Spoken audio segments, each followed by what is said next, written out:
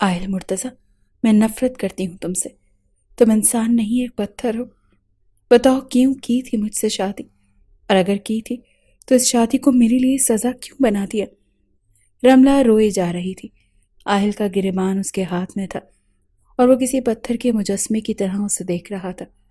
बोलते क्यों नहीं, चुप क्यों हो? रमला चिल्लाई थी, मगर वो खाली खाली आंखों से उसे देख रहा था।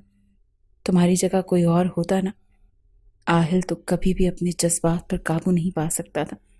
मुझ जैसी खूबसूरत लड़की को देखकर मर्द आंख झपकना भूल जाते हैं, और एक तुम हो के मुझे इस बेबाक नेट की साड़ी में देखकर भी तुम्हें कुछ नहीं हो रहा। तुम्हें कुछ क्यों नहीं होता? मुझे तो लगता है कि तुम मर्द ही नहीं हो। इस आखिरी बात ने आहिल के सब्र पर आखिरी वार किया था। वो कहने लगा, शट अप रमला, बहुत हो गया। कब से तुम्हारी बकवास सुन रहा हूं। तुम्हें थोड़ा वक्त क्या दे दिया तो मेरी मर्दानगी पर सवाल उठा रही हो? ठीक है, दिखाता हूं तुम्हें अपनी मर्दानगी। ये कहकर उसने रमला की साड़ी का पल्लू पकड़कर पीछे किया और उसे अपने हिसार में लेकर पीछे से उसकी साड़ी के ब्लाउज की डोरियां खोलने लगा। आहिल की गिरफ्त बहुत सख्त थी। पहली बार रमला कुछ घबराई थी। वो कहने लगी, नहीं चाहिए आपकी मोहब्बत, मुझे छोड़ें। आहिल कहने लगा, अब नहीं। आज रात तब तक तुमसे पीछे नहीं हटूंगा जब तक कि तुम पनाह ना मांगने पर मजबूर हो जाओ। उसे गोद में भरकर बेड तक लाया था।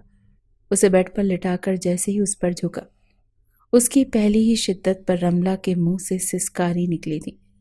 मगर इस वक्त आहिल के कानों में जुमले सुनाई देने लगे।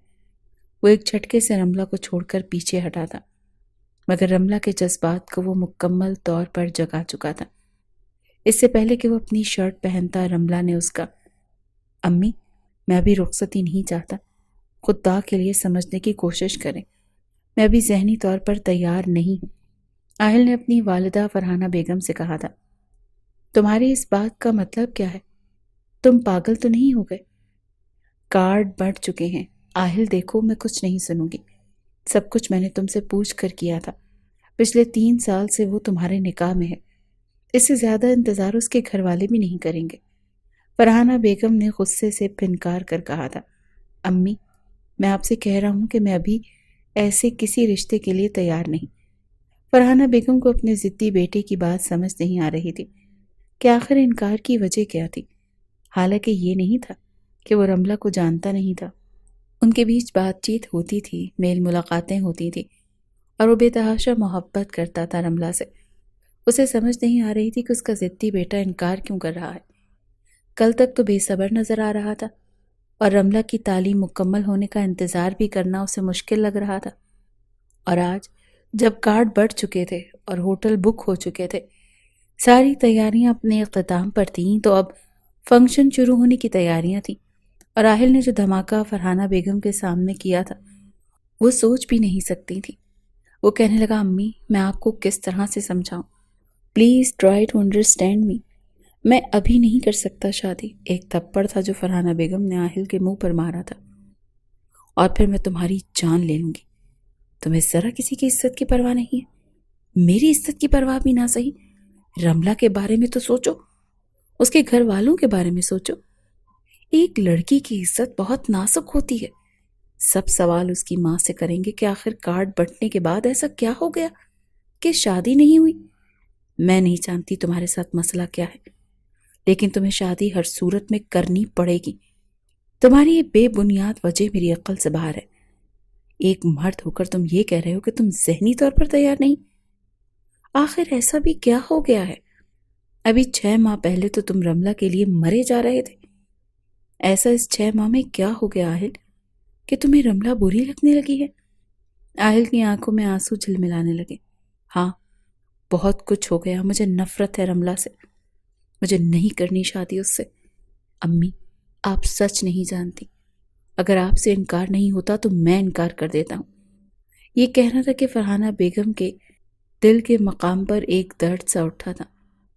फरहाना बेगम अपना दिल पकड़ कर बैठ गई। ये देखकर अहिल के होश उड़ गए। अम्मी अम्मी क्या हुआ है आपको? वो फौरन से फरहाना बेगम के करीब आया, लेकिन उनके नीले होंठ देखकर और उनकी बिगड़ती हालत देखकर फौरन से उन्हें गोद में भरकर हॉस्पिटल ले गया। उनका बीपी शूट कर गया था। ڈاکٹر نے کہا تھا کہ اپنی والدہ کو کوئی بھی ایسی خبر نہ سنائے جس سے کہ وہ ٹینشن میں آ جائے، ورنہ کچھ بھی ہو سکتا ہے۔ آہل آئی سی یو کے باہر رکھی کرسی پر اپنا سر پکڑے بیٹھ گیا تھا۔ وہ سمجھ نہیں پا رہا تھا کہ سچائی سے اپنی ماں کو کیسے آشنا کرے۔ ابھی وہ جس کنڈیشن سے گزر رہی تھی، آہل انہیں کچھ نہیں کہہ پایا تھا۔ کچھ دیر بعد نرس نے کہا کہ آپ کی والدہ کو روم میں شفٹ کر دیا گیا ہے، وہ آپ کو بلا رہی ہیں۔ آہل نے گہری سانس لی اور فوراً سے کمرے میں چلا گیا۔ فرحانہ بیگم کی پیلی رنگت دیکھ کر اسے افسوس سا ہوا تھا۔ فرحانہ بیگم نے اپنے آنسو صاف کیے اور اپنے کانپتے ہاتھ اس کے سامنے جوڑ دیے۔ خدا کے لیے یہ رخصتی کر لو، میری عزت رکھ لو۔ اپنی ماں کو اس حالت میں دیکھ اس نے دونوں جڑے ہوئے ہاتھ اپنے ہاتھوں میں لیے۔ امی، آپ مجھے شرمندہ نہ کریں، میں آپ سے معافی مانگتا ہوں اپنے ہر رویے کی۔ رخصتی اسی وقت ہوگی جب آپ چاہیں گے، میں کچھ نہیں کہوں گا۔ وہ بے بسی سے اپنی ماں کی طرف دیکھ رہا تھا۔ دوسری طرف رملہ کے گھر میں اس کی سہیلیاں ڈھولک پیٹ رہی تھیں، اس بات سے انجان کہ آہل کے گھر میں کون سی قیامت آ کر گزر گئی ہے۔ فرحانہ بیگم نے آہل سے کہا تھا کہ وہ کوئی بھی بات رملہ اور اس کے گھر والوں کو نہ بتائے، یہاں تک کہ یہ بھی نہیں بتایا کہ فرحانہ بیگم کی طبیعت بگڑی تھی۔ وہ نہیں چاہتی تھی کہ انہیں کسی بات سے کوئی شک ہو۔ مہندی کے فنکشن سے واپس آ کر آہل نے بے دلی سے اپنے گلے پر پہنی شال کو ایک طرف پھینکا تھا۔ اس سے پہلے کہ اپنے کمرے میں جاتا، فرحانہ بیگم اس کے تیور دیکھ کر کہنے لگی، آہل، صرف رخصتی نہیں کرنی، تم رملہ کے ساتھ شادی کا رشتہ ویسے ہی نبھاؤ گے جیسے نبھانے کا حق ہے۔ اس نے کھڑے کھڑے اپنی والدہ کی بات سنی اور پھر کمرے میں جا کر دروازہ بند کر دیا۔ آپ مجھے بہت بڑے امتحان میں ڈال رہی ہیں امی، پتہ نہیں آپ سمجھتی کیوں نہیں ہیں۔ میرے لیے یہ سب کچھ کسی اذیت سے بڑھ کر نہیں ہوگا۔ سب کچھ جان کر رملہ کے ساتھ ایسا کوئی بھی رشتہ قائم کرنا اس کے لیے ناممکن سا تھا۔ اس نے سائڈ ٹیبل کا دراز کھولا، ایک کے بجائے 2 ٹیبلٹ کھائی تھی اور اپنا سر سہلا رہا تھا۔ اگلے روز شادی تھی اور اسے رملہ کو فیس کرنا تھا اور اسی لمحات سے وہ بچنا چاہتا تھا، لیکن اب فرار کا راستہ ممکن نہیں تھا۔ پوری رات آہل کو نیند نہیں آئی تھی۔ کیسے ایسی لڑکی کے ساتھ رات گزار سکتا تھا جو کہ… اگلے روز وہ بڑی بے دلی سے تیار ہوا۔ بارات لے کر جاتے ہوئے بھی اس کے چہرے پر ذرا سی مسکان نہیں تھی۔ وہ بالکل سنجیدگی سے بیٹھا رہا۔ رخصتی ہوئی۔ آج تو رملہ غضب ڈھا رہی تھی، سب نے اس کی تعریف کی تھی۔ اس کی ماں نے نظر ازار دی تھی۔ بہت سی دعاؤں کے ساتھ وہ رخصت ہو کر آہل کے سنگ اس کے گھر میں داخل ہوئی تھی۔ فرحانہ بیگم نے بھی بہت شاندار استقبال کیا تھا، لیکن ایک آہل ہی تھا جو ہر چیز سے بیگانہ تھا۔ ایک نظر بھی اس نے رملہ پر ڈالنے کی زحمت نہیں کی تھی۔ فرحانہ بیگم نے ہی رملہ کو آہل کے کمرے میں بٹھایا اور اسے بہت سی دعائیں دی۔ وہ کمرے سے باہر آ گئی۔ وہ ڈرائنگ روم میں بیٹھا اور سگریٹ پی رہا تھا۔ جب فرحانہ بیگم ڈرائنگ روم میں آئیں، وہ کہنے لگی، یہاں کیا کر رہے ہو؟ جاؤ اپنی بیوی کے پاس، تمہارا انتظار کر رہی ہے وہ کہنے لگا، میں کیا کروں اماں، میں چلا جاؤں گا کمرے میں، پلیز مجھے تھوڑا سا وقت دے دیں۔ فرحانہ بیگم اسے وہیں چھوڑ کر اپنے کمرے میں چلی گئیں۔ رات کے 2 بجے وہ اپنے کمرے میں گیا اور رملہ بیڈ پر بیٹھی بیٹھی تھک چکی تھی۔ اس نے کئی بار دروازے کی طرف دیکھا تھا۔ 11 بجے کی وہ اس کے کمرے میں بیٹھی تھی۔ 3 گھنٹے گزر چکے تھے۔ کون کون سے وسوسوں نے اسے تنگ نہیں کیا تھا۔ کتنی بار اس نے اپنے دل کو تسلی دی تھی کہ نہیں، ایسا نہیں ہے، وہ تو اس شادی سے بہت خوش تھا۔ کئی بار فون پر باتیں ہوئی تھیں، ملاقاتیں بھی ہوئی تھیں۔ اس نے کئی بار رملہ سے اپنی محبت کا اظہار کیا تھا، تو ابھی تک کمرے میں کیوں نہیں آیا؟ بڑی بے رخی سے وہ کمرے میں داخل ہوا۔ رملہ فوراً سے سنبھل کر بیٹھ گئی، حالانکہ 3 گھنٹے کے انتظار سے اس کی کمر تختہ بن چکی تھی۔ کچھ ناراضگی تھی، لیکن کچھ کہا نہیں۔ کمرے میں آتے ہی آہل نے اپنی شیروانی کے بٹن کھولے، اوپر کا کوٹ اتارا اور بڑے غصے سے اس نے صوفے پر پھینکا تھا۔ یہ دیکھ کر رملہ حیران ہوئی۔ پھر اس نے اپنی گھڑی اتاری، سائڈ ٹیبل کے پاس گیا اور اس پر پھینک دی۔ جیب سے بٹوا نکالا اور اسے بھی غصے سے پھینکا۔ پھر صوفے پر بیٹھ کر اپنے پیروں سے جوتے آزاد کیے اور پھر الماری کے پاس چلا گیا۔ اپنے نائٹ سوٹ نکال کر واش روم میں جا چکا تھا۔ دروازہ بڑی زور سے بند ہوا تھا۔ رملہ اس کے ایک ایک انداز کو حیرت سے دیکھ رہی تھی۔ پھر شاور کی آواز آنے لگی۔ آدھے گھنٹے بعد وہ واش روم سے باہر آیا تھا۔ کہنے لگا، یہ تم کیا سجی سنوری بیٹھی ہو؟ جاؤ جا کر چینج کرو۔ 3 گھنٹے سے بیٹھ کر تھکی نہیں تم؟ نیند نہیں آئی تمہیں چاہیے تھا کہ پہلے ہی چینج کر کے سو جاتی۔ बड़ा रूखा सा लहजा था। रमला की आंखों में आंसू भर आए। वो आहिल से आज की रात ऐसी तल्ख बातों की तवक्को तो हरगिज नहीं रखती थी। वो तो बातों बातों में शादी की रात के बड़े प्लान बना चुका था। कहता था, शादी की रात जब तुम आओगी तो तुम्हारी बिल्कुल नहीं चलेगी। 1 घंटा तो मैं सिर्फ तुम्हें देखूंगा, तुम्हारा रूप अपनी आंखों में बसाऊंगा, तुम्हारे जेवरात खुद उतारूंगा, यहाँ तक कि तुम्हारा इससे पहले कि वो कुछ और आगे बढ़ता, रमला उसे टोक देती थी, मुझसे ऐसी बातें मत किया करो। आहिल हंसने लगता, तो तुम्हें शर्म आ गई? अरे, जब मियाँ बीवी आपस में बात करते हैं ना तो स्वीट हार्ट ऐसी ही बातें करते हैं। तुम मेरी मंगेतर नहीं हो, मेरी मनकूहा हो, और मनकूहा के साथ ऐसी छोटी मोटी छेड़छाड़ जायज़ होती है। आहिल की बात सुनकर वो हमेशा ही शर्माने पर आहिल की बातें सुनकर वो हमेशा ही शर्माने पर मजबूर हो जाती थी। ऐसा तो नहीं था, ऐसा तो बिल्कुल भी नहीं था। पिछले 6 माह से ऐसा हुआ था कि उसने एक बार भी रमला से बात नहीं की थी। रमला अगर फ़ोन करती तो कहता बिजी हूँ, मीटिंग में हूँ, रात को कॉल करती तो कहता थका हुआ हूँ, सोने लगा हूँ। ऐसा पिछले सिर्फ 6 माह से हो रहा था, वरना 2.5 साल उनके बाद अच्छे और यादगार गुजरे थे। कई बार वो साहिल समंदर पर एक साथ गए थे, ढेरों बातें हुई थी। आहिल रमला को तो बोलने का मौका तक नहीं देता था। 6 माह से बस मुख्तसर सी बात ही होती थी दोनों की। मैं बिजी हूँ, बाद में कॉल करूँगा, नींद आ रही है, मुझे डिस्टर्ब मत करो। क्या मसला है तुम्हारे साथ? मैं कह तो रहा हूँ बिजी था। देखो, बार बार मैं तुम्हें फ़ोन नहीं कर सकता, मुझे तंग मत किया करो। पिछले 6 माह से मुतज़ब्ज़ब सी थी, बार बार अपने आप को इस बात पर आमादा करती कि हो सकता है वो बिजी हो सकता है कोई कारोबारी परेशानी हो, वरना उनके बीच तो ज़रा सी रंजिश तक नहीं हुई थी। कभी कोई नोक झोंक हो भी जाती तो रमला फ़ौरन से सॉरी कर देती थी। आहिल भी बात को बढ़ाने का आदी नहीं था, आराम से मान जाता था। रमला अगर ना भी सॉरी कहती तब भी वो उससे बात करता था, कहता था, मैं तुमसे नाराज़ रह ही नहीं सकता, तुमसे बात किए बगैर तो मुझे खाना हजम ही नहीं होता, दिन नहीं गुजरता, रात नहीं गुजरती। वो जिस साहिल को अपने सामने देख रही थी उसे लग रहा था वो यकसर मुख्तलिफ है, और वजह वो बिल्कुल नहीं जानती थी। हिम्मत मुजतमा करके रमला ने ही बात शुरू की। आहिल, क्या मैं अच्छी नहीं लग रही? उसने बड़े धीमे लहजे में पूछा था। आहिल ने एक तंजिया मुस्कुराहट के साथ कहा, मैंने इतने गौर से तुम्हें देखा नहीं कि तुम कैसी लग रही हो और कैसी नहीं। प्लीज़ मुझे सोना है, रात के 2 बज रहे हैं, जाओ जाकर चेंज करो, और हाँ, सोफे पर तकिया रखकर सो जाना, मैं बेड पर किसी और को बर्दाश्त नहीं कर सकता। वो तो आहिल का लहजा और बातें सुनकर परेशान सी होकर रह गई थी। वो उठकर आहिल के पास आ गई। वो इस वक्त तकिया दुरुस्त कर रहा था, शायद लेटना चाहता था, लेकिन वो उसके मुकाबिल आकर खड़ी हो गई। आहिल कहने लगा, मैंने तुम्हें कुछ कहा है? मुझे तो नहीं याद, क्या हमारे बीच में लड़ाई या झगड़ा हुआ हो? आहिल कहने लगा, मैंने कब कहा कि हमारा झगड़ा हुआ है? तो फिर ऐसा क्यों बिहेव कर रहे हो? वो भी आज की रात के लिए तो बहुत ख्वाब देखे थे हम दोनों ने। और तुम मेरे साथ। ओह शट अप रमला। उसने रमला की बात को पूरा होने ही नहीं दिया था। तुम्हें सुनाई नहीं दे रहा मैं क्या कह रहा हूं? मुझे नींद आ रही है, जाओ और जाकर चेंज करो। नजरें चुराए वो ये बात कह रहा था, उसकी तरफ देख नहीं रहा था। उसकी आंखों में आंसू थे। आंसुओं का गोला उसने अपने अंदर कहीं फेंका था। पलकों से बह जाने वाले आंसुओं को उसने अपने हाथ की पुश से बेदर्दी से साफ किया और अलमारी की तरफ चली गई। तब तक आहिल ने तकिया सीधा किया और लेट गई। जैसे ही वो वॉशरूम गई वो अपनी जानिब का लैंप बंद कर चुका था। वो अपनी आंखों पर बाजू रख चुका था। दिल बड़े जोर जोर से धड़क रहा था। उसे रमला की सिसकियां वॉशरूम से सुनाई दे रही थी, लेकिन अपना दिल वो पत्थर का कर चुका था।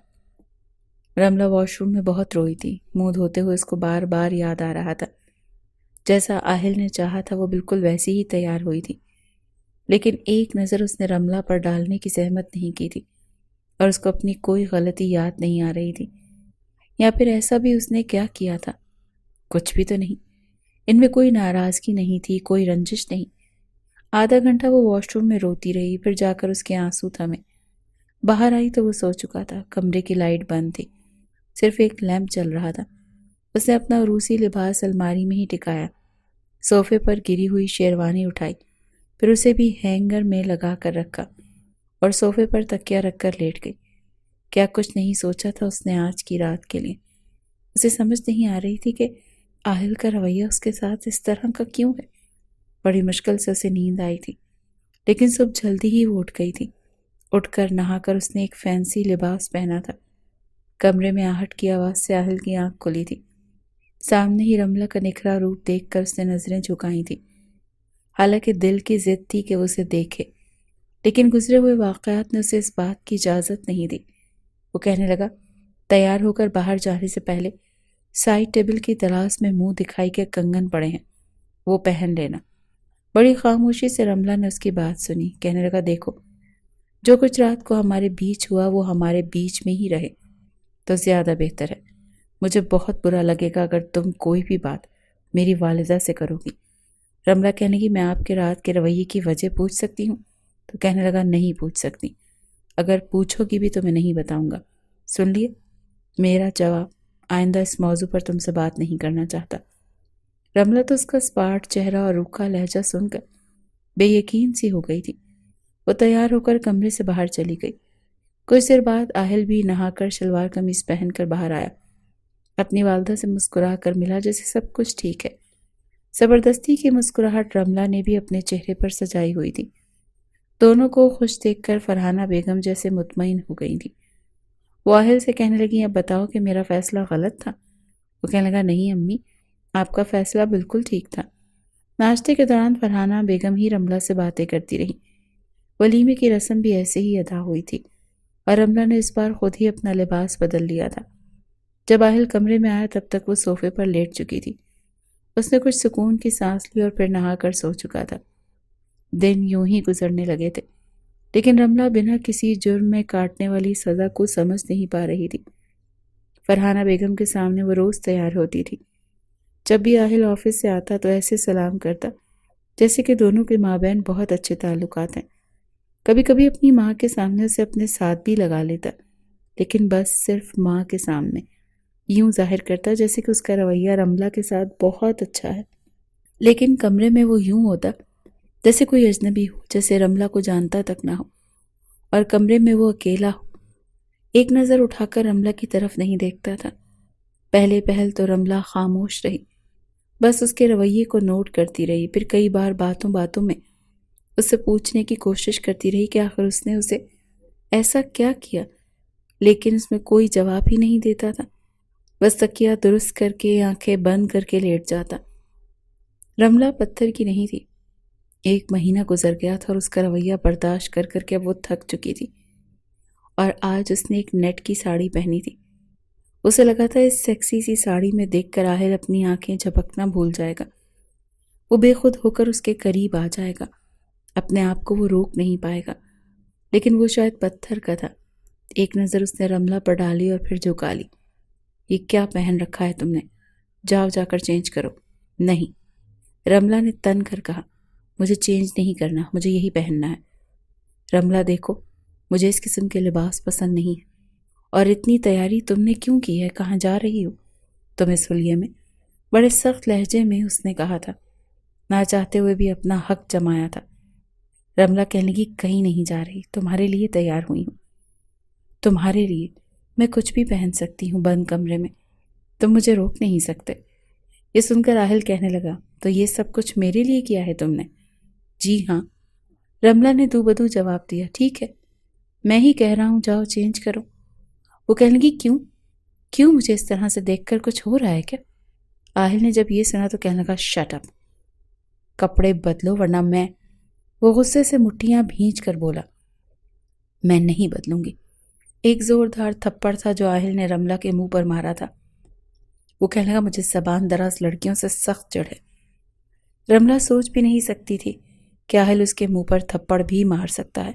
وہ غصے سے چلائی تھی۔ وہ کہنے لگی، آہل مرتضیٰ، میں نفرت کرتی ہوں تم سے، تم انسان نہیں ایک پتھر ہو۔ بتاؤ کیوں کی تھی مجھ سے شادی، اور اگر کی تھی تو اس شادی کو میرے لیے سزا کیوں بنا دیا؟ رملہ روئی جا رہی تھی۔ آہل کا گریبان اس کے ہاتھ میں تھا اور وہ کسی پتھر کے مجسمے کی طرح سے اسے دیکھ رہا تھا۔ بولتے کیوں نہیں، چپ کیوں؟ رملہ چلائی تھی۔ مگر وہ خالی خالی آنکھوں سے اسے دیکھ رہا تھا۔ تمہاری جگہ کوئی اور ہوتا نااہل تو کبھی بھی اپنے جذبات پر قابو نہیں پا سکتا تھا۔ مجھ جیسی خوبصورت لڑکی کو دیکھ کر مرد آنکھ جھپکنا بھول جاتے ہیں، اور ایک تم ہو کہ مجھے اس بے باک نیٹ کی ساڑی میں دیکھ کر بھی تمہیں کچھ نہیں ہو رہا۔ تمہیں کچھ کیوں نہیں ہوتا؟ مجھے تو لگتا ہے کہ تم مرد ہو ہی نہیں۔ اس آخری بات پر آہل کے صبر کا آخری وار کیا تھا۔ وہ کہنے لگا، شٹ اپ رملہ، بہت ہو گیا، کب سے تمہاری بکواس سن رہا ہوں۔ تمہیں تھوڑا وقت کیا دے دیا؟ تم میری مردانگی پر سوال اٹھا رہی ہو؟ ٹھیک ہے، دکھاتا ہوں تمہیں اپنی مردانگی۔ یہ کہہ کر اس نے رملہ کی ساڑی کا پلو پکڑ کر پیچھے کیا اور اسے اپنے حصار میں لے کر پیچھے سے اس کی ساڑی کا بلاؤز کی ڈوریاں کھولنے لگا۔ آہل کی گرفت بہت سخت تھی۔ پہلی بار رملہ کچھ گھبرائی تھی۔ وہ کہنے لگی، نہیں چاہیے آپ کی محبت، چھوڑیں مجھے۔ آہل کہنے لگا، اب نہیں، آج کی رات تب تک تم سے پیچھے نہیں ہٹوں گا جب تک کہ تم پناہ نہ مانگنے پر مجبور ہو جاؤ۔ وہ اسے گود میں بھر کر بیڈ تک لایا تھا۔ اسے بیڈ پر لٹا کر جیسے ہی اس پر جھکا، اس کی پہلی ہی شدت پر رملہ کے منہ سے سسکاری نکلی تھی، مگر اس وقت آہل کے کانوں میں کچھ جملے سنائی دینے لگے۔ وہ ایک جھٹکے سے رملہ کو چھوڑ کر پیچھے ہٹا، مگر رملہ کے جذبات کو وہ مکمل طور پر جگا چکا تھا۔ اس سے پہلے کہ وہ اپنی شرٹ پہنتا، رملہ نے اس کا گریبان پکڑ لیا تھا۔ وہ کہنے لگی، کیوں کر رہے ہو میرے ساتھ اس طرح؟ تم تو وہ آہل ہی نہیں جس کو مجھ سے محبت تھی، اور اگر محبت نہیں تھی تو وہ سب کیا تھا آہل جو پچھلے 2.5 سال سے تم میرے ساتھ کر رہے تھے؟ اور اگر وہ محبت تھی تو یہ کیا ہے جو کر رہے تھے؟ مجھے بتا کیوں نہیں دیتے آہل؟ وہ کہنے لگا، جس دن میں تمہارے قریب آ گیا نا، اس دن مر جاؤ گی، اور میں نہیں چاہتا کہ تم مر جاؤ۔ یہ کہہ کر اسے اپنا گریبان چھڑوایا اور کمرے سے باہر چلا گیا۔ پوری رات اس نے سگریٹ پی کر گزاری تھی، اور رملہ اس کی بات سمجھ نہیں پا رہی تھی۔ آخر اس نے یہ بات کہی کیوں؟ اور کیوں کہہ رہا تھا؟ کیوں مر جائے گی وہ؟ شاید جھوٹ بول رہا ہے، دور رہنے کے بہانے کر رہا ہے۔ رملہ سوچ چکی تھی کہ اب وہ بھی پتھر کی ہو جائے گی، آہل کی طرح اس کی بار بار منت سماجت نہیں کرے گی کہ وہ اسے اس کا حق دے۔ اسی لیے اگلے روز اس نے سادہ سا لباس پہنا، اپنے ڈاکیومنٹس کی فائل ہاتھ میں پکڑی۔ اس وقت آہل آفس کے لیے تیار ہو رہا تھا۔ وہ کہنے لگا، کہاں کی تیاری ہے؟ رملہ کہنے کی، میں جاب کرنا چاہتی ہوں، آج کے بعد تم سے کچھ نہیں مانگوں گی، نہ تمہارے لیے تیار ہوں گی، یہی چاہتے ہو نا تم؟ آہل کہنے لگا، ہاں میں یہی چاہتا ہوں۔ رملہ کہنے لگی، میں جاب کرنا چاہتی ہوں، اور پلیز تم انکار مت کرو۔ وہ کہنے لگا، ٹھیک ہے، چاہو تو میرے آفس میں بھی کر سکتی ہو۔ لیکن رملہ نے انکار کر دیا۔ وہ خوبصورت تھی، پڑھی لکھی تھی، اسی لیے اس کو جاب بڑی آسانی سے مل گئی تھی، وہ بھی ایک پرسنل سیکرٹری کی۔ رملہ کا باس بھی آہل کی عمر کا تھا، کافی خوش نوجوان تھا، اور رملہ پر بڑی گہری نظریں جماتا تھا۔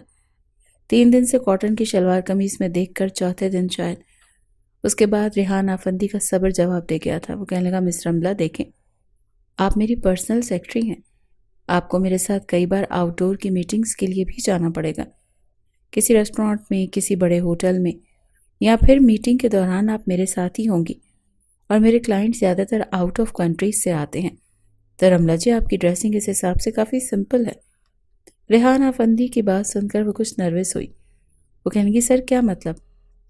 اسے تو اپنی تیاری ٹھیک لگ رہی تھی، ایک ورکنگ ویمن کی طرح وہ بالکل ڈریس اپ ہو کر آتی تھی، ہلکا پھلکا میک اپ بھی کیا ہوتا تھا، پتہ نہیں وہ کیا چاہتا تھا۔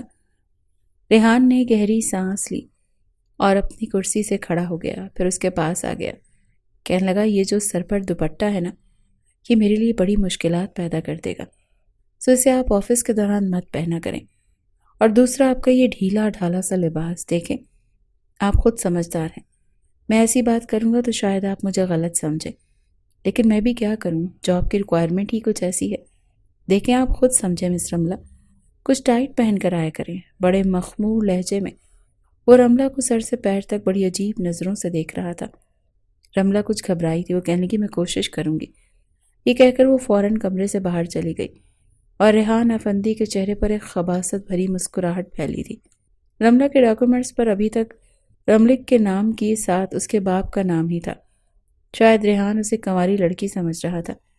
رملہ جب اگلے روز آفس کے لیے تیار ہو رہی تھی تو اس نے اس بار چست قمیض پہنی تھی، بال بھی اپنے کھلے چھوڑے تھے، اس پر لپسٹک کا کلر بھی ڈارک تھا، وہ میک اپ کو آخری ٹچ دے رہی تھی جب آہل نہا کر باہر آ رہا تھا۔ وہ تولیے سے اپنے بال صاف کر رہا تھا۔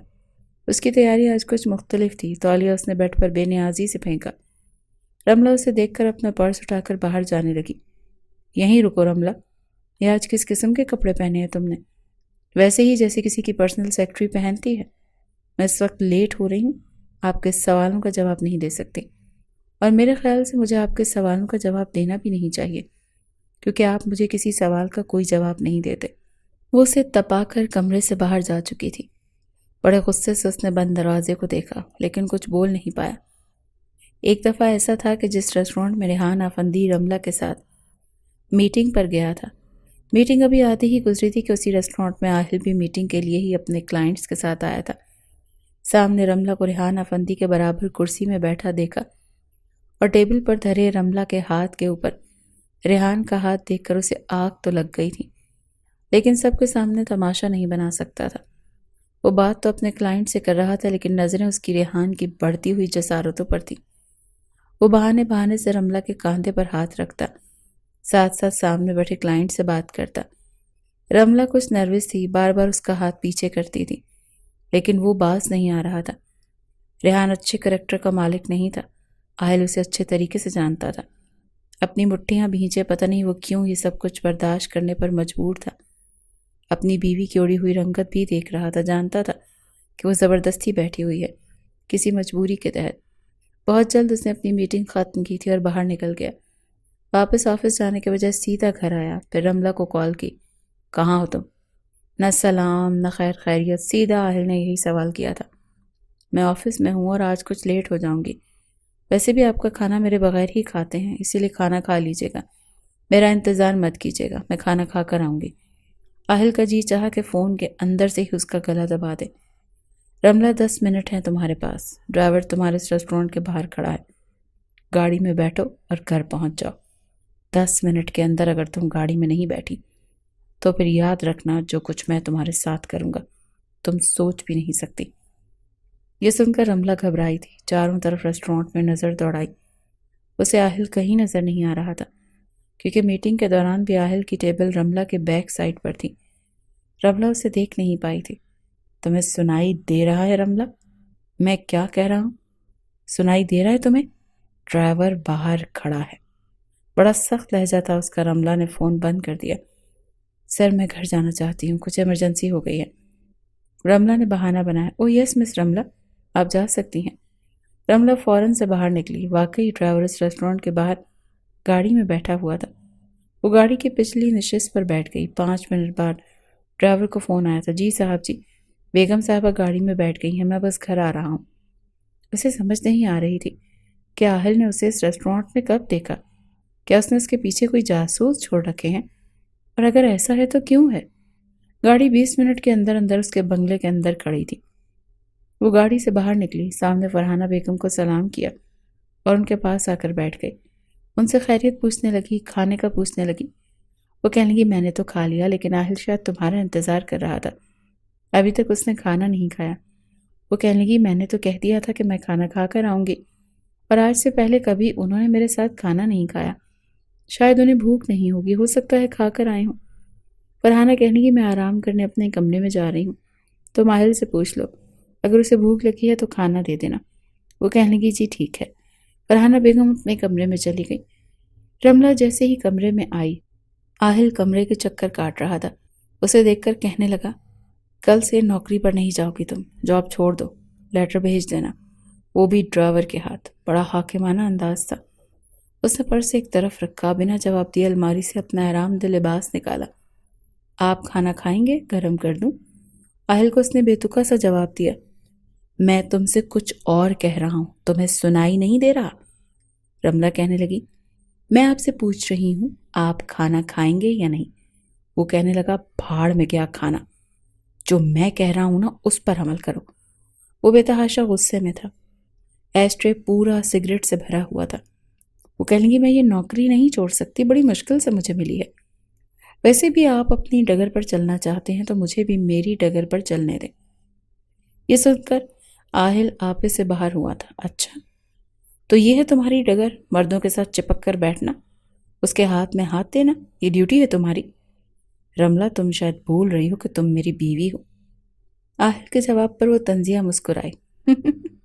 اچھا، واقعی میں آپ کی بیوی ہوں؟ مجھے تو ان 3 ماہ میں کبھی ایسا محسوس نہیں ہوا کہ میں آپ کی بیوی ہوں۔ مجھے لگتا ہے میں ایک کمرے میں کسی اجنبی کے ساتھ رہتی ہوں۔ میں تمہاری کوئی بھی فضول بات سننا نہیں چاہتا۔ میں نے کہہ دیا نا کہ تم کام نہیں کرو گی، جاب نہیں کرو گی تو بس نہیں کرو گی۔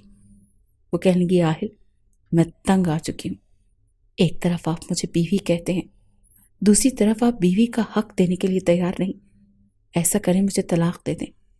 ایک تھپڑ تھا جو رملہ کے منہ پر پڑا، اور اتنی زور سے پڑا تھا کہ وہ بوکھلا کر رہ گئی تھی۔ کیا کہا تم نے؟ طلاق چاہیے تمہیں؟ اس کمینے بے حیا ریحان آفندی کے لیے تمہیں مجھ سے طلاق چاہیے؟ رملہ کے رخسار پر 5 انگلیوں کی چھاپ تھی اور ہلکا ہلکا رخسار سے خون رسنے لگا تھا۔ آہل کو خود بھی اندازہ نہیں ہوا تھا کہ اس نے کتنی زور کا تھپڑ اس کے منہ پر مارا ہے، لیکن اس کے رخسار پر بہتا خون دیکھ کر وہ خود حیران ہوا تھا۔ پھر اپنی مٹھیاں بھینچی۔ رملہ کو اتنا غصہ آیا کہ سمجھ رکھا تھا اس نے کہ اسے اس کے ہاتھوں کی کٹ پتلی تھی۔ کیا تھی وہ؟ اس نے اپنے آنسو صاف کیے۔ آہل کو اپنے کیے پر شرمندگی ہوئی۔ فوراً سے اس کے پاس ٹیبل سے چند ٹیشو پکڑے۔ جیسے ہی اس کے رخسار سے بہتا خون صاف کرنے لگا، رملہ نے اس کی کلائی پکڑ کر پیچھے جھٹک دی۔ ہاتھ مت لگانا مجھے، اپنے آنسو صاف کرتے ہوئے اس نے کہا تھا۔ رملہ آئی ایم سوری، مجھے اتنی زور سے نہیں مارنا چاہیے تھا، لیکن تم بھی تو ضد کر رہی تھی نا۔ آہل کو سمجھ نہیں آ رہا تھا کہ کیا کہے، کیونکہ غلطی اس نے واقعی کافی سنگین کر دی تھی۔ اس کے رخسار سے خون رس رہا تھا۔ نازک سی لڑکی تھی، اپنے گھر میں لاڈ پیار سے اس نے پرورش پائی تھی۔ 3 مہینے سے آہل کا رویہ ہی اس کے لیے غیر متوقع تھا، لیکن وہ برداشت کر رہی تھی۔ لیکن جو کچھ اب ہوا تھا وہ اس کے لیے ناقابل برداشت تھا۔ اس نے الماری کھولی، اپنا بیگ نکالا، لیکن آہل اس کے پاس آ گیا۔ میری بات سنو، دیکھو تم کہیں نہیں جا رہی ہو۔ آہل کو یہ سمجھ نہیں آ رہا تھا کہ بات کو کیسے سنبھالے۔ وہ کہنے لگی، میں غلام نہیں ہوں آپ کی، کنیز نہیں ہوں میں۔ جب آپ کا دل چاہے جو چاہے آپ کہیں، جو چاہے آپ کریں۔ آپ ہوتے کون ہیں میرے کردار پر الزام لگانے والے؟ کیا آپ کی پرسنل سیکرٹری آپ کے ساتھ میٹنگ پر نہیں جاتی؟ کیا آپ اس کا ہاتھ نہیں پکڑتے؟ میں نے نہیں کہا تھا کہ وہ میرا ہاتھ پکڑے۔ شاید میں نے غلطی کی، میں نے آپ سے محبت کرنے کی غلطی کی، اور میری دوسری غلطی یہ تھی کہ میں نے آپ کے ساتھ نکاح کر لیا اور 3 سال اس نکاح کو سنبھال کر رکھا۔ آپ کے علاوہ کسی کو نہیں سوچا۔ یہ میری سب سے بڑی غلطی تھی۔ آہل جو کچھ دیر پہلے شرمندگی میں مبتلا تھا، رملہ کی بات پر غصے میں آیا تھا۔ کیا مطلب ہے تمہارا؟ میرے لیے خود کو سنبھال کر رکھنا تمہیں غلطی لگ رہا ہے؟ کہنگی، ہاں مجھے وہ سب سے بڑی غلطی لگ رہی ہے، لیکن اب میں مزید یہاں نہیں رہ کر اپنی زندگی برباد کرنا چاہتی ہوں، اور نہ مزید کوئی اور غلطی کرنا چاہتی ہوں۔ میں نوکری ہرگز نہیں چھوڑوں گی۔ ہاں، میں آپ کو چھوڑ سکتی ہوں۔ یہ سن کر آہل کو لگا جیسے ذلت کا تماچا رملہ نے اس کے منہ پر مارا ہے، یعنی کہ وہ اس کے لیے اتنا غیر اہم تھا کہ وہ ریحان آفندی جیسے عیاش شخص سے زیادہ اہمیت رکھتا، جس کی نوکری اسے عزیز تھی۔ مجھے نہیں پتا تھا کہ عورت کو اپنے جذبات پر قابو نہیں ہوتا۔ اگر شوہر سے اس کے جذبات کو تسکین نہ ملے تو وہ دوسرے مردوں کی طرف مائل ہو جاتی ہے۔ جاؤ جاؤ، جا کر ریحان کے گلے کا ہار بن جاؤ، کیونکہ تمہاری نظر میں تو نامرد ہوں۔ رملہ کہنے لگی، میرے کردار پر جھوٹا الزام لگانے والے آپ ہوتے کون ہیں؟ وہ غصے سے بپھر کر بولی تھی۔ وہ کہنے لگا، یہی وہ آگ ہے جس آگ کو بجھانے کے لیے میں تمہیں ناکافی لگتا ہوں۔ سچ سچ کیوں نہیں کہتی؟ جب تم نے دیکھا کہ تمہارے آدھے ادھورے لباس کا بھی مجھ پر کوئی اثر نہیں ہو رہا اور میں تمہاری خواہش پوری نہیں کر رہا، تو تم ریحان افندی کے پاس چلی گئی۔ ایکچولی تمہیں جاب کی ضرورت نہیں تھی رملہ، کیونکہ میرے گھر میں کوئی کمی نہیں۔ تم یہاں پر عیاشی کی زندگی گزار سکتی تھی، شاپنگ کرتی، کھاتی پیتی۔ مسئلہ سارا تمہارے اندر لگے ہوئے جذبات کی آگ کا ہے۔ اس کی تسکین حاصل کرنے کے لیے تم نے جو راستہ اپنایا ہے نا۔ اس سے پہلے کہ وہ کچھ اور کہتا، بے اختیار رملہ نے آہل کے منہ پر تھپڑ مارا تھا، اور وہ اس لڑکی پر حیران بھی نہیں ہو پایا تھا وہ تو سوچ بھی نہیں سکتا تھا کہ وہ اتنی جرت کرے گی۔ میرے خیال سے میرا یہ تھپڑ آپ کو اچھی طرح جواب دے گیا ہے۔ مجھ پر الزام لگانے سے پہلے اپنے گریبان میں جھانک لیں۔ رہی بات میرے اندر کی آگ کی، تو عورت ہر ایک کے لیے ایک جیسے جذبات نہیں رکھتی۔ تمہارے لیے میرے دل میں جو بھی جذبات تھے صرف اس لیے تھے کہ تم میرے نکاح میں تھے، ورنہ نکاح سے پہلے تو میں نے تمہیں کبھی اجازت نہیں دی تھی کہ تم مجھ سے بات کرتے یا مجھے ہاتھ بھی لگاتے۔ میرا تھپڑ تمہیں اچھی طرح سے ہر چیز بتا چکا ہوگا۔ آئندہ میرے کردار پر انگلی اٹھانے سے پہلے میرا تھپڑ یاد رکھ لینا۔ آہل مرتضیٰ، میں اپنے گھر جا رہی ہوں اور طلاق نامہ بھیج دینا۔ یہ کہہ کر رملہ نے اپنے کپڑے بیگ میں ڈالے۔ وہ گمسم کھڑا اسے دیکھ رہا تھا۔ وہ جا چکی تھی، لیکن آہل ابھی بھی وہیں کھڑا تھا۔ ایک مرد ہوتے ہوئے اپنی آنکھوں سے بہنے والے آنسوں کو روک نہیں پایا۔ محبت اس نے بھی صرف رملہ سے ہی کی تھی، بہت ٹوٹ کر کی تھی۔ ابھی بھی اپنے دل سے رملہ کو نکال نہیں پایا تھا۔ یہی وجہ تھی کہ ریحان کے ساتھ دیکھ کر وہ بے قابو سا ہو گیا تھا۔ جو باتیں وہ رملہ سے کہہ رہا تھا اس لیے کہہ رہا تھا تاکہ وہ غصے میں آ جائے، جذبات میں آ جائے اور ریحان کی نوکری سے استعفیٰ دے دے، لیکن وہ جا چکی تھی اور وہ گھٹنوں کے بل بیٹھ کر پھوٹ پھوٹ کر رو رہا تھا۔ گزشتہ زندگی کے تمام حالات اس کی آنکھوں سے گزرنے لگے۔ کتنی محبت سے اس نے رملہ کو ایک پاکیزہ بندھن میں باندھا تھا۔ اس کی تعلیم حاصل کرنے کی خواہش پر ہی 3 سال کا صبر کا امتحان بھی دینے کے لیے تیار ہو گیا تھا۔ ڈھیروں باتیں کرتے تھے دونوں۔ بس 6 مہینے پہلے ہونے والے واقعے نے اسے اس مقام پر لا کھڑا کر دیا کہ نہ تو وہ رملہ کو اپنا سکتا تھا اور نہ ہی وہ اسے چھوڑ سکتا تھا۔ اپنے بالوں کو وہ دونوں ہاتھوں سے نوچ رہا تھا۔ آنکھوں سے آنسو تھے کہ رکنے کا نام نہیں لے رہے تھے۔ کچھ عرصہ پہلے کا وقت بڑی تیزی سے اس کی آنکھوں کے سامنے گھومنے لگا۔ وہ وقت جب آہل اپنے دوستوں کے ساتھ گھومنے پھرنے کے لیے گیا تھا۔ 4 دوست اس کے ساتھ تھے۔ وہ سب کیمپ کرنا چاہتے تھے، دور پہاڑ کی وادیوں کے بیچ موجود گھنے جنگلات کے بیچ وہ کیمپ لگا رہے تھے۔ یہ ایسی جگہ تھی جہاں پر دور دور تک کسی دوسرے انسان کا نام و نشان تک نہیں تھا۔ آہل نے ایک نظر آس پاس دوڑائی اور اپنے دوست یاسر سے مزاحیہ لہجے میں کہنے لگا، یار جس قدر ویران سنسان سا یہ لگ رہا ہے اور جس قدر خوبصورتی ہے یہاں، ایسے لگتا ہے جیسے ہم سے پہلے یہاں پر کسی انسان کے قدم ہی نہیں پڑے۔ مجھے تو یہ بھی شبہ ہو رہا ہے کہ یہاں پر کچھ جنگلی جانور اور کیڑے مکوڑے بھی موجود ہوں گے۔ لیکن بجائے اس کی بات سمجھنے کے اس کے باقی دوست اس کا مذاق اڑانے لگے کہ آہل تم کب اتنے کمزور دل کے ہونے لگے؟ ارے انجوائے کرو، باہر باربیکیو پلان ہے۔ سب نے اپنے اپنے حصے کے کام بانٹے تو آہل کو لکڑیاں لینے کا کہا گیا۔ جو لکڑیاں وہ اپنے ساتھ لایا تھا کچھ دیر پہلے آہل کے ہاتھوں سے ان پر پانی گرنے کی وجہ سے وہ گیلی ہو چکی تھی۔ اب ان پر آگ جلانا ناممکن سی بات تھی۔ یہ مجبوراً آہل کو جھاڑیوں میں جا کر سوکھی ٹہنیاں توڑ کر لانا پڑی۔ ابھی آہل ذرا جھاڑیوں کی طرف گیا تھا کہ اچانک اسے اپنے بازو پر جنبش سی محسوس ہوئی۔ درد کی ایک تیز لہر اس کے لبوں سے چیخ نکل گئی۔ جب اس نے اپنا بایاں ہاتھ تھامے تو اس کی آنکھیں پھٹی کی پھٹی رہ گئیں، کیونکہ سبز رنگ کا 2 رنگا سانپ اس کی نس پر کاٹ چکا تھا۔ اپنے ہاتھوں سے اس نے کھینچ کر سانپ کو الگ کرنا چاہا، مگر وہ تو اپنے زہریلے دانت اس کی کلائی میں پیوست کر چکا تھا۔ جس قدر شدت سے آہل نے اسے اپنے بازو سے الگ کیا تھا، سانپ کے دونوں دانت آہل کی کلائی میں ہی پیوست رہ چکے تھے۔ اس کی چیخوں کی آواز سن کر باقی کے دوست بھی وہاں پہنچے۔ جب انہوں نے یہ منظر دیکھا تو سب نے مل کر اس سانپ کو تو مار دیا، لیکن آہل کو فوراً اسپتال لے گئے۔ آہل کی والدہ کو انہوں نے کچھ بھی نہیں بتایا تھا۔ انہیں تو یہی کہا کہ بیٹا دوستوں کے ساتھ کیمپنگ کرنے گیا ہے۔ پہلی بار اسے بڑی مشکل سے اپنی ماں سے اجازت ملی تھی۔ کیوں جب ڈاکٹر نے آہل کے ٹیسٹ کیے اور اس کے جسم سے زہر نکالنے لگے تو یہ دیکھ کر ڈاکٹر حیران رہ گئے کہ یہ سانپ کچھ انوکھا ہی زہریلا تھا۔ اس نے آہل کو ڈس تو لیا تھا، اس کا زہر آہل کے جسم میں بھی داخل ہوا تھا، لیکن بجائے آہل کے جسم کو نقصان پہنچانے کے الٹا اس کے جسم میں موجود انفیکشن کو ختم کر دیا تھا۔ وہ زہر اس کے امیون سسٹم میں شامل ہو چکا تھا۔ بڑے بڑے ڈاکٹروں سے چیک اپ کروانے کے بعد بھی ان کا یہی کہنا تھا، گھبرانے کی کوئی بات نہیں، آہل بالکل ٹھیک ہے اور یہ ایک قسم کا معجزہ ہے۔ لیکن آہل کے ہوش تو اس وقت اڑے جب ایک بار گرمیوں کے دنوں میں ایک بچھو نے اس کے پاؤں پر کاٹ لیا۔ بچھو کے کاٹنے کی تکلیف سے وہ چلا رہا تھا، مگر یہ دیکھ کر اس کے ہوش اڑ گئے۔ کہ اسے کاٹنے کے بعد وہ بچھو تڑپ تڑپ کر مر چکا تھا۔ اس بچھو کے زہر نے آہل کو کوئی نقصان نہیں پہنچایا۔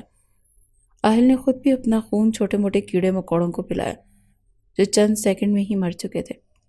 جب اس نے ڈاکٹر سے بات کی تو ڈاکٹر کا یہی کہنا تھا کہ اس سانپ کے زہر نے تمہارے جسم میں ایسا اثر کر دیا ہے کہ وہ زہر تمہاری نس نس میں شامل ہو چکا ہے۔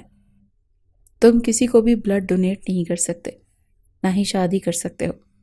اگر تم نے شادی کی اور اپنی بیوی کے ساتھ ازدواجی تعلقات قائم کیے تو تمہاری بیوی کی جان کو خطرہ ہو سکتا ہے۔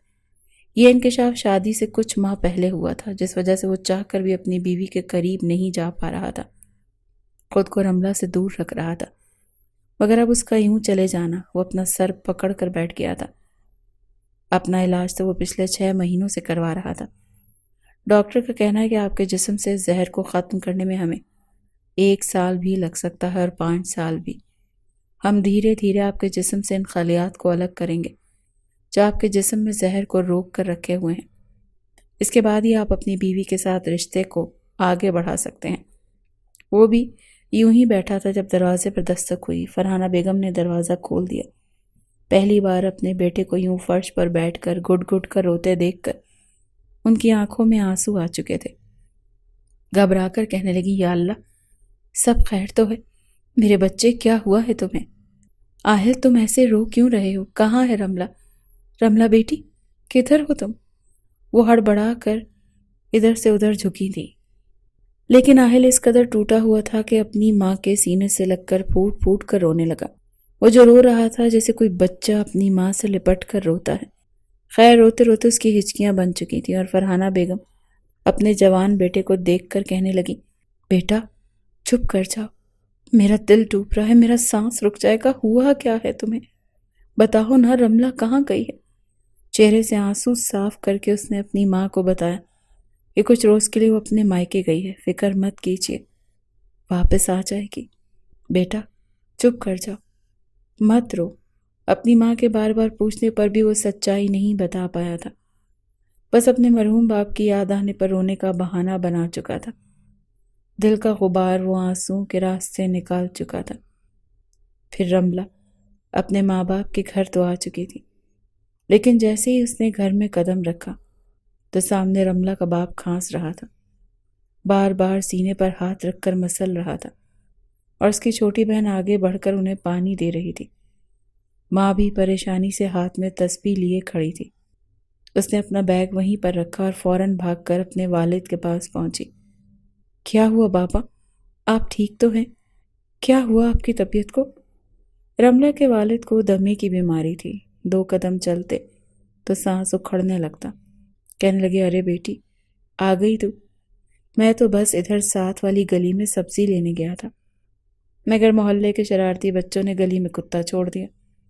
اس نے آ کر ایک دم سے میری قمیض کھینچنا شروع کر دی۔ خود کو اس سے چھڑوانے میں ایک دم سے سانس اکھڑنے لگا۔ تم ٹھیک تو ہو نا؟ کیا آہل بیٹا نہیں آیا؟ اور یہ بیگ، کیا تم زیادہ دنوں کے لیے رہنے آئی ہو؟ رملہ کی ماں جب اس طرح کے سوالات کرنے لگی تو وہ اگلے ہی پل تھوڑی متذبذب سی ہوئی، پھر کہنے لگی، جی میں کچھ دن آپ کے ساتھ بتانا چاہتی تھی، لیکن پہلے آپ کو ڈاکٹر کے پاس لے کر جاؤں گی اور چیک اپ کرواؤں گی۔ جب وہ واپس آئی تو اپنی ماں کے ساتھ سیدھا کچن میں چلی گئی۔ اس کی ماں بھی اس سے یہی سوال کر رہی تھی، بیٹا تم آہل کے ساتھ خوش تو ہو نا؟ حقیقت بتانا اسے مناسب نہیں لگا۔ اب وہ بات کو ٹال مٹول کر کے کھانے کی میز پر آ گئی۔ رملہ کے والد نے یہی کہا، بس میں یہی چاہتا ہوں کہ ایک بار اپنی آنکھیں بند ہونے سے پہلے اپنی بچیوں کو ان کے گھر کا کر دوں۔ میری دونوں بچیاں گھر کی ہو جائیں تو میں سکون سے یہ دنیا چھوڑ کر جا سکوں۔ مگر رملہ فوراً اپنے باپ کے لبوں پر ہاتھ رکھ چکی تھی۔ نہیں، پلیز ایسی باتیں مت کیا کریں، میں جان چھڑکتی ہوں آپ پر، کچھ نہیں ہوگا۔ پرسوں وہی گزر چکے تھے۔ اگلے روز جب وہ آفس جانے لگی تو ایک بار پھر وہی لباس پہنا، بال کھولے وہ گھر سے باہر نکلی اپنے ہی دھیان میں۔ مگر جیسے ہی وہ بس اسٹاپ پر جا کر بس میں چڑھنے لگی تو اچانک ایک گاڑی اس کے سامنے آ کر رکی اور کسی نے اسے گاڑی کے اندر کھینچ لیا تھا۔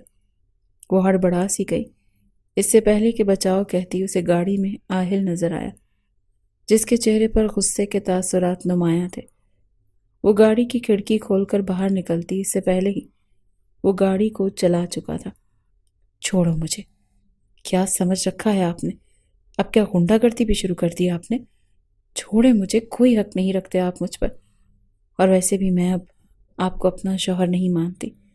وہ ایک ہی سانس میں سب کچھ بولتی چلی جا رہی تھی، مگر آہل نہیں بدلا تھا۔ وہ پلٹ کر اس کے جبڑے کو دبوچ کر کہنے لگا، زبان بند کرو اپنی، خبردار خبردار، مزید بک بک کی تو تمہاری ساری اکڑ نکال دوں گا۔ کس کی اجازت سے تم نے گھر چھوڑا؟ شوہر ہوں تمہارا، اور جانتی ہو بیوی کو کوئی حق نہیں کہ شوہر کی اجازت کے بغیر اپنے والدین سے بھی ملے۔ میں نے تمہیں منع کیا تھا یہ نوکری نہیں کرو گی، اور یہ لباس، یہ کیا پہن رکھا ہے تم نے؟ اسی روایتی شوہر کی طرح حق جتاتے دیکھ رملہ کو مزید غصہ آیا، کہنے لگی، یہ میرا پرسنل معاملہ ہے، اور ویسے بھی آپ سے طلاق لینے کے بعد میں نے ریحان ہی سے تو شادی کرنی ہے۔ وہ ایک بھرپور مرد ہے، نہ صرف خواتین سے بات کرنا جانتے ہیں بلکہ ایک لڑکی کو کیسے خوش رکھا جاتا ہے، کیسے عزت دی جاتی ہے، یہ سب جانتے ہیں، اور مجھے ایسے مرد کی ہی ضرورت ہے اپنی زندگی میں۔ آپ نے میرے ساتھ 3 سال ضائع کیے، بہتر ہے کہ اب آپ اس نئی لڑکی کے پاس چلے جائیں جو آپ کے دل میں آ چکی ہے۔ مجھ پر بلا وجہ دعوے کرنے کی کوشش مت کریں، یہی آپ کے لیے بہتر ہے۔ جو کچھ رملہ کے منہ میں آ رہا تھا وہ بولتی چلی جا رہی تھی۔ کچھ دیر تو وہ چپ چاپ اس کی ساری باتیں سنتا رہا، اور پھر گاڑی ویران سڑک پر روک چکا تھا۔ کہنے لگا، دیکھو لڑکی، میں نے تم سے شادی کی اور ساری زندگی تمہارے ساتھ ہی رہوں گا۔ رہی بات تمہاری اس تڑپ کی تو مجھے بار بار مت اکسا۔ اگر میں نے تمہارے قریب آنے کی کوشش کی تو نقصان تمہارا ہی ہوگا، اور میں تمہیں نقصان میں مبتلا نہیں دیکھنا چاہتا، کیونکہ میں تمہاری تکلیف سے گزرنا برداشت نہیں کر سکتا۔ وہ ایک طرح سے نرم پڑا تھا، اس کے کاندھوں سے تھام کر سمجھانے کی کوشش کر رہا تھا، مگر وہ اس کے ہاتھ جھٹک چکی تھی۔ مجھے واپس میرے گھر چھوڑ دے، ورنہ میں شور مچا کر لوگوں کو اکٹھا کر لوں گی، سمجھے آپ؟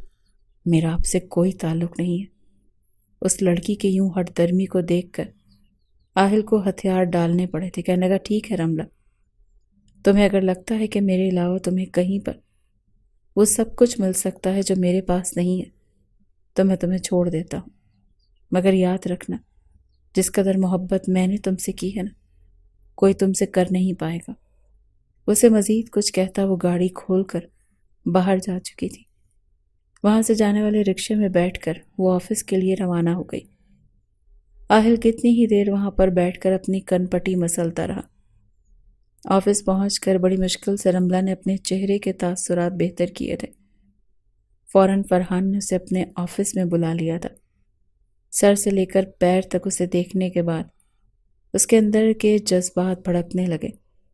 آج تو وہ سوچ چکا تھا کتنی آسانی سے اس لڑکی کو ہاتھ سے جانے نہیں دے گا۔ فوراً سنجیدگی سے کہنے لگا، مس رملہ، جلدی سے میری بلو فائل اٹھا کر لائیے، ہم ایک ضروری میٹنگ کے لیے جانا ہوگا، کلائنٹ ہمیں ہوٹل میں بلوا رہے ہیں۔ رملہ جو پہلے ہی اپنے شوہر کے بارے میں سوچ سوچ کر ہلکان ہو رہی تھی، غائب دماغی میں ایک فائل اٹھائی اور باس کے ساتھ ایک گاڑی میں بیٹھ کر روانہ ہو گئی۔ وہ جن نظروں سے اسے دیکھ رہا تھا اسے بالکل انجان تھی۔ وہ چلتا ہوا اسے ہوٹل کے کمرے میں لے آیا تھا۔ جیسے اس نے کمرے میں قدم رکھے تو وہاں پر اس کے اور فرحان کے علاوہ اور کوئی بھی موجود نہیں تھا۔ وہ تھوڑی سی ہڑبڑائی پھر کہنے لگی، سر، باقی کے لوگ کہاں ہیں، اور یہ میٹنگ یہاں روم میں کیوں ہو رہی ہے؟ فرحان کہنے لگا کہ یہ میٹنگ ہے، وہ بھی کچھ دیر تک آتے ہی ہوں گے، تم تب تک یہ ڈرنک انجوائے کرو۔ اس کے ساتھ ہی صوفے پر وہ بیٹھ چکا تھا اور وہ بار بار اس کے حسن کی تعریفیں کر رہا تھا۔ دل ہی دل میں اسے بھی خوشی محسوس ہو رہی تھی جب باتوں ہی باتوں میں وہ گھونٹ گھونٹ اس ڈرنک کو پینے لگی۔ ابھی ایک ہی گھونٹ اس کے حلق سے اترا کہ اسے اٹھنے والی عجیب سی کڑواہٹ نے اسے تھوکنے پر مجبور کر دیا، ساتھ ہی اسے چکر بھی آنے لگے۔ مزید ریحان سے برداشت نہ ہوا تو اسے باہوں میں بھر گیا۔ کہنے لگا کہ لمحات کے لیے تو میں کب سے ترس رہا تھا، تم جیسی نازک کلیوں کو مسلنا تو میرا پسندیدہ مشغلہ ہے۔ یہ کہہ کر وہ مزید قریب آیا اور اپنے چہرے کو اس کے کاندھے پر رکھ کر وہ اس کے وجود سے اٹھنے والی خوشبو کو محسوس کر رہا تھا۔ خوف کے مارے رملہ کانپ رہی تھی۔ وہ خود کو چھڑوانا چاہتی تھی مگر وہ اس پر حاوی ہو رہا تھا۔ تبھی دھڑلے سے دروازہ کھلا۔ وہاں پر غصے سے بکھرا ہوا آہل کھڑا تھا۔ آہل مرتضیٰ نے اپنے سامنے صرف ایک لمحے کے لیے جو منظر دیکھا تھا، پھر آستینے چڑھا کر کہنے لگا، کمینے، مجھے پتا تھا تو میری عزت پر ڈاکہ ضرور ڈالے گا۔ کیا سمجھتا تھا تیرے لیے یہ اتنا آسان ہوگا؟ ہرگز نہیں، بیوی ہے یہ میری۔ ریحان کے سر پر تو یہ بم پھوٹا تھا کہ رملہ شادی شدہ ہے، اور پھر اگلے ہی پل وہ اس پر لاتوں اور گھونسوں کی برسات کرنے لگا۔ اتنا مارا کہ بیچارہ ادمرا ہو چکا تھا۔ اس کا رخ اب رملہ کی جانب تھا جو نشے میں دھت چکرا رہی تھی۔ ایک زناٹے دار تھپڑ اس کے منہ پر مار کر کہنے لگا، بے حیا لڑکی، شرم نہیں آئی تمہیں؟ تم شادی شدہ ہو کر غیر مرد کے ساتھ ہوٹل کے کمرے تک کیسے آ سکتی ہو؟ بہت تڑپ ہے نا تمہارے اندر۔ آج میں تمہیں بتاتا ہوں، جب مرد اپنی شدتیں لوٹاتا ہے تو کیا گزرتی ہے۔ وہ اسے کھینچ کر وہاں سے لے جا چکا تھا اور پھر گھر میں لا کر بیڈ پر پٹک چکا تھا۔ وہ گھبرائی ہوئی خوف کے مارے بیڈ پر گری تھی جب آہل نے اپنی شرٹ کے بٹن کھولے اور اس پر ٹوٹ پڑا۔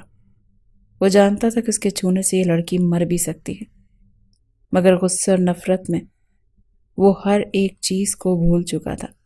اپنے ہاتھوں سے اسے ہر ایک پردے سے آزاد کرتا، پوری طرح اس پر حاوی ہو گیا۔ وہ درد سے سسک رہی تھی۔ رملہ پناہ مانگ رہی تھی کہ مت کرو ایسا، مجھے درد ہو رہا ہے، انسان ہوں میں، کوئی پلاسٹک کا کھلونا نہیں۔ مگر وہ اس پر پوری طرح سے حاوی ہو چکا تھا۔ پورا کمرہ اس کی چیخوں سے گونج رہا تھا۔ پوری طرح اپنی شدت اس پر لٹانے کے بعد وہ اس سے جدا ہوا تھا۔ خباثت سے کہنے لگا کہ یہی چاہتی تھی نا تم؟ اب بتاؤ کیسا محسوس ہو رہا ہے؟ وہ اس پر اپنی شدتیں لٹا تو چکا تھا، لیکن ہوش میں آتے ہی اسے احساس ہوا۔ ایک نظر اس نے رملہ کے وجود پر ڈالی جو دھیرے دھیرے نیلا پڑ رہا تھا۔ رملہ کا جسم بخار سے تپ رہا تھا، آنکھوں کی پتلیاں بے ترتیب ہو رہی تھیں۔ آہل جو بھی چند لمحے پہلے شدید غصے میں تھا، یکایک ساکت ہو گیا۔ اس کی بیوی کی یہ حالت دیکھ کر اس کے دل میں ایک طوفان برپا ہو گیا۔ وہ گھبرا گیا، رملہ کو گود میں اٹھا کر اسپتال کی طرف دوڑا۔ اس کا فیملی ڈاکٹر جو پہلے ہی ان کا کیس دیکھتا آیا تھا فوراً پہنچ گیا۔ اس نے رملہ کا چیک اپ شروع کر دیا۔ آہل بے قراری سے اسپتال کے باہر چکر کاٹ رہا تھا۔ اتنے میں فرحانہ بیگم بھی وہاں آ گئی۔ وہ پریشان تھی۔ ماں نے بیٹے کا ہاتھ پکڑ کر پوچھا، مجھے بتاؤ کیا ہوا ہے؟ تجھے میری قسم سچ بول۔ آہل نے مجبور ہو کر سب کچھ اپنی ماں کو بتا دیا تھا۔ 2 گھنٹے بعد ڈاکٹر باہر آیا، بتایا کہ ہم نے اپنی طرف سے پوری کوشش کی ہے، رملہ اب خطرے سے باہر ہے۔ شکر ہے کہ اس کے جسم میں موجود زہر اب آہستہ آہستہ کم ہو رہا ہے، یہ جان لیوا نہیں رہا۔ رملہ کا پورا جسم ٹوٹا ہوا محسوس ہو رہا تھا۔ ہوش میں آنے کے بعد اس نے دھیرے دھیرے سب کچھ آہل سے سن لیا۔ آہل نے اپنی غلطی مانی اور نادم انداز میں رملہ کے سامنے سچ رکھا۔ رملہ کی آنکھوں میں آنسو تھے۔ وہ کانپتی آواز میں بولی، آپ نے مجھ سے سچ کیوں نہیں بولا؟ کیا میں آپ کی بیوی نہیں تھی؟ اگر آپ ایک بار مجھ سے کہہ دیتے تو میں سب کچھ سمجھنے کو تیار تھی۔ میں نے بس یہ چاہا کہ آپ مجھے اپنی بیوی سمجھیں، مجھے اہمیت دیں۔ بدلے میں نے آپ کو تکلیف دی، وہ سب کچھ کیا جس سے آپ کو دکھ ہو، مگر میرا دل صاف تھا۔ وہ زاروں قطار رونے لگی۔ آہل نے آہستہ سے اس کے ہاتھ تھامے اور شرمندگی سے کہا، رملہ مجھے معاف کر دو، میں تمہیں سمجھ نہیں سکا، تمہیں کھو دینے کے ڈر نے مجھے اندھا کر دیا تھا۔ وقت کے ساتھ دونوں کے دلوں میں جمع برف پگھلنے لگی۔ محبت نے دوبارہ جگہ بنائی۔ رملہ نے اپنا رویہ نرم کر لیا۔ آہل کا علاج مکمل ہوا اور وہ مکمل صحت یاب ہو گیا۔